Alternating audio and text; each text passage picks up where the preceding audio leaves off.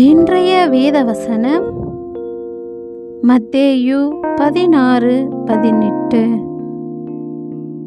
நீ பேதுருவாய் இருக்கிறாய், இந்த கல்லின் மேல் என் சபையை கட்டுவேன், பாதாளத்தின் வாசல்கள் அதை மேற்கொள்வதில்லை. ஆமேன்.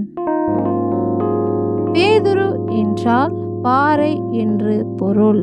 அப்படி பாறை போல உறுதியான விசுவாசத்தில் இருப்பவர்கள் மேல் தேவன் தம்முடைய சபையை கட்டுவார்.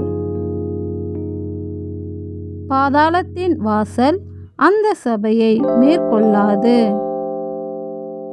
நாமும் தேவனுடைய ஆலயமாக இருந்து பாதாள வாசலுக்கு தப்பித்து கொள்ள நம் இருதயத்தில் பாறை போல உறுதியான விசுவாசம் இருக்க வேண்டும்.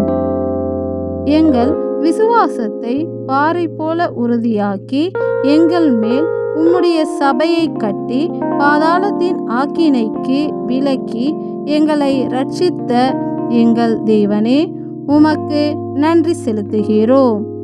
நன்றி.